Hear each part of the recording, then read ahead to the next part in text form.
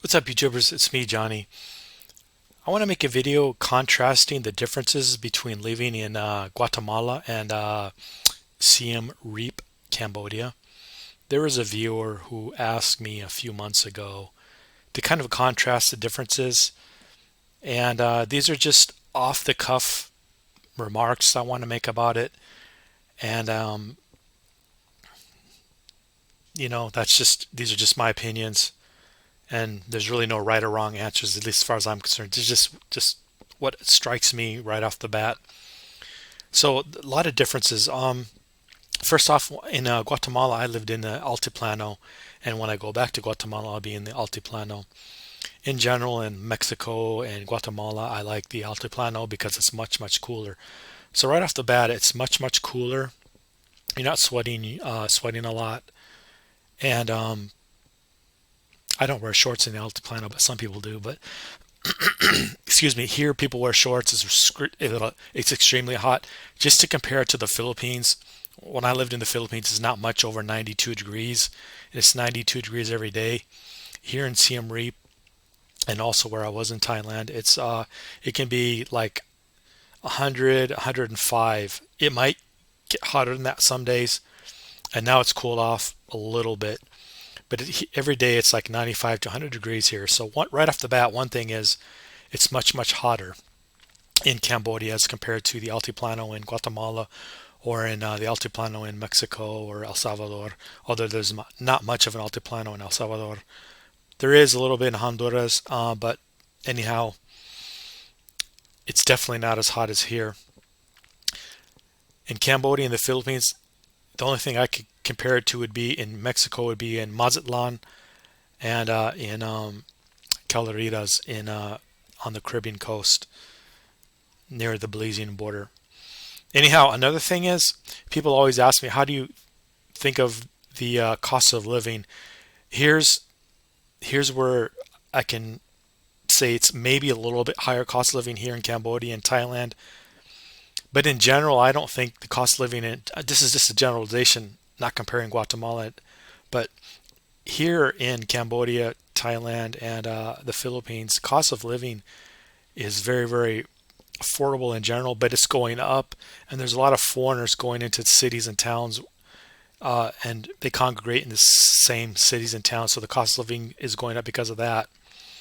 But the exchange rate is weakening or is in favor of U.S. dollar holders, euro holders, pound sterling holders, that kind of thing. But in general, even with the higher cost of living, I still think it's very affordable from what I've seen and experienced in the last 3 or 4 months. Now, here's where I want to contrast Guatemala compared to at least Siem Reap, and kind of I think it's very similar in Thailand, but in Thailand there's a lot more foreigners, a lot more competition for cheaper apartments. But anyways, here it's easier to find a cheaper apartment, and there's such an abundance of them. In here in Siem Reap, in Bangkok, if you go to the edges of the city, or if you go to a smaller community, which I did not do, but when I when I kind of go back across the border, I do tend to visit there, although I don't necessarily look for apartments. Anyhow, in Mexico and Guatemala, apartments can be affordable. But to find them as cheap as here is not as realistic, and you do have to negotiate there, and you can, and many people do negotiate lower rents here for what they're advertised. Many foreigners do that. I've seen them do it. I've heard them do it. If you pay whatever they ask, you may be paying a little bit more than you need to. Just as a little tip there, if you come to Siem Reap right now, but there's more and more foreigners coming in, so that will be harder to do. But here and in Guatemala and Mexico, it's very similar that you can negotiate for lower rents. But there's more selection here at the lower end and in the middle range.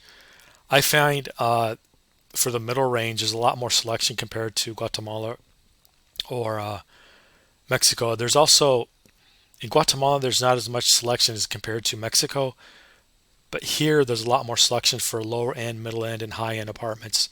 That's one thing right off the bat. So it's much easier to get an apartment here without a lease or with a minimum lease. You can get leases here for 1 month, or you just say you want it for 1 month.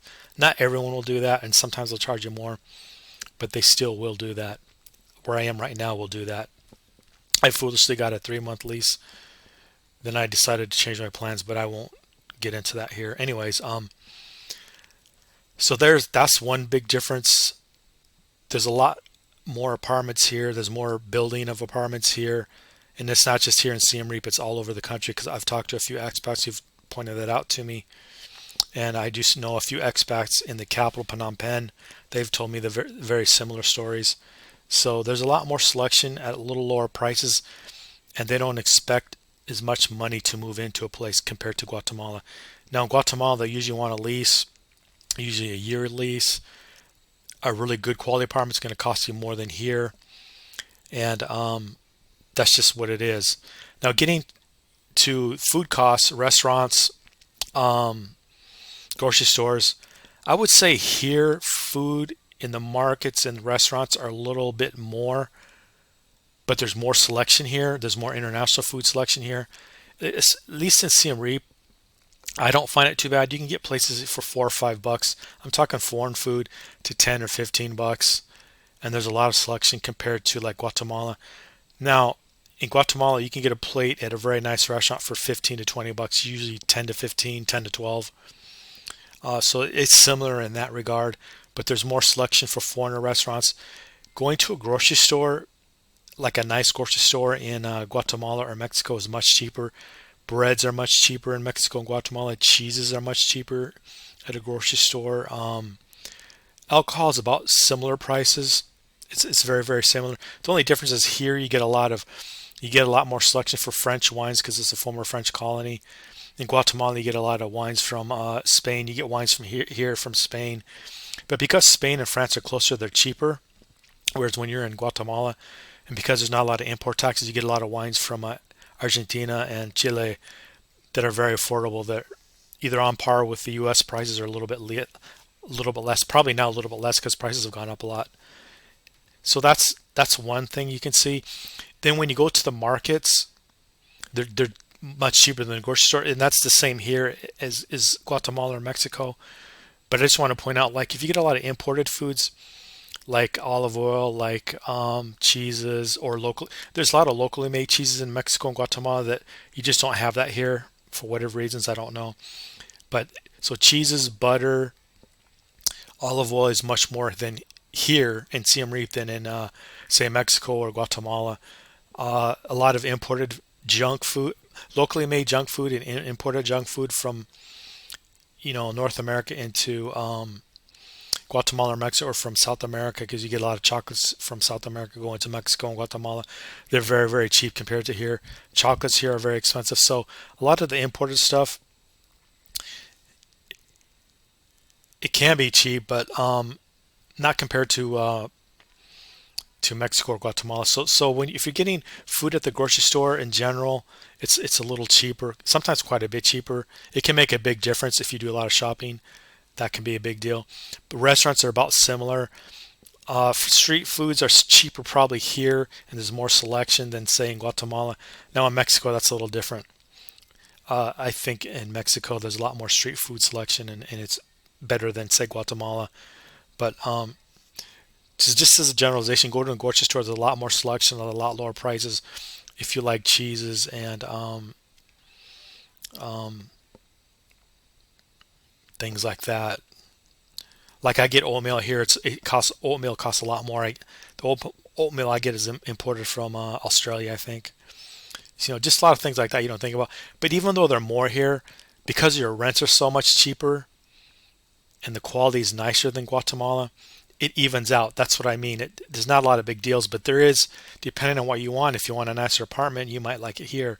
If you like hot weather, if you like cooler weather, and you're more flexible, you don't mind paying more money for a nicer apartment, you get food there cheaper. But the restaurants, in my opinion, aren't as good, and the similar price, but I don't think the quality is as good compared to here in Cambodia or Thailand. And that's just a generalization. Those are some examples. Now moving on to like airplanes or airplane tickets, here is much, much cheaper. It's much cheaper to fly. There's not a lot of infrastructure here in Cambodia, but In Siem Reap, there's an airport. There's an airport in the capital. There's an airport 5 or 6 hours away in Bangkok that I can go to. And airplane tickets internally in Thailand, from going from one city to another city in Thailand, can be 25 or 30 bucks. It's 50. It's like 75 bucks to fly in Siem Reap to Bangkok. Flying from Bangkok to Manila or Clark is like 75 to 125 one way. Um, it can be cheaper if you buy them in advance. I'm just kind of giving you the prices if you don't want to buy in advance. A lot of these tickets can be much cheaper if you buy in advance. A lot of times when you get them cheaper, from my understanding from talking to a travel agent, you're just paying the tax. Basically, is it, and the airplane ticket's free, but you got to pay the taxes because there's different regulations in different countries. I don't know how that works, but it works out so you can fly around here very cheap. Buses here are very affordable. Buses in Guatemala are very affordable, but there's not as much selection. Now, once you get in Mexico, buses very affordable and very a lot of selection and very cheap and very fast and very nice, that kind of thing. But that's how I would contrast that. Um, I don't drink a lot in bars, but what I can say is happy hour is most of the night. Well, maybe not everywhere, but it's 50 cents to 75 cents for a beer, depending on where you go. Mixed drinks are like up to 250, $3. Most places are like up to 250, $3. And let me think now. In Mexico, that's yeah, 255 bucks depending on where you go. Guatemala, a beer's gonna be, let's see. I'm trying to remember like what it would be.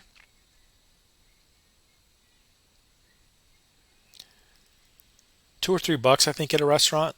$2 or $3, and it depends if you get like some imported or if you get like a artisanal beer, then it's $4 or $5. Artisanal beer here is $4 or $5 too. I forgot, I don't really partake in that often, but it's $4 or $5, and it is. Yeah, it's equally available in both countries. There's not a lot of artisanal beer like say in Guatemala as compared to Mexico. Same here. There's not a lot, but there's some, and there's foreigners who do that kind of thing. So you can go to their places. They make the beer. I presume on premises, and I'm trying to think of what else I can contrast the cost to. So, like as a generalization, I'll just say prices are very similar, but the value is different. You get more value here, like in the restaurants and in nicer apartments for lower amounts, and you get a lot more selection at every price point from the low end to the middle end to the higher end. In Guatemala, there's not a lot of selection at the low end that's going to be very nice in a safe neighborhood, even compared to Mexico. And there's a lot in the middle, but the quality isn't as nice. Once you get at the upper end, it's very, very expensive, and it may not be in the budget for most people. But anyways, here you can get places for thousands or 2,000 that are, in my opinion, the quality be much nicer than, say, compared to Guatemala. So that's how I would contrast that. And then in Latin America or Mexico in general and Guatemala, food at the grocery store is much cheaper than here for imported foods and local foods like local made cheeses and stuff like that. For like I said, your oils like olive oil, things like that, canned beans, all that stuff is more expensive here than there. That kind of thing. Everything here is imported when you go to the grocery store. Not everything, but most of it is. And in Mexico and Guatemala, there's a lot of food producers that make stuff locally, like junk food. Like just an example, junk food in Thailand is much cheaper than here in Guatemala. It's maybe 20-30% more in Guatemala, or pardon me, junk food in Thailand is 20 to 30% cheaper than in Siem Reap, Cambodia, or Cambodia in general. That's all I mean. There's not a lot of production of stuff here, so it's imported. Usually a lot of the stuff here is imported from Thailand and or France or Europe or America. They have stuff imported from Australia, New Zealand, France, just the whole of Europe. So you can get pop that's made in Australia and the United States, and it costs you $5 for a 2 liter bottle. Don't ask me how I know that. I know that. Anyways, you can get locally made pop. I don't know if it's made here in Thailand or Cambodia, or in Cambodia or Thailand, but then it's like $1.25, something like that, for like a liter and a half or something like that. It might be. I don't think it's 2 liters though. So when you look at how that's priced, stuff that can be kind of expensive for junk food and chocolates and things like potato chips, whereas in Mexico and Guatemala, that's much cheaper. So that's how I look at it.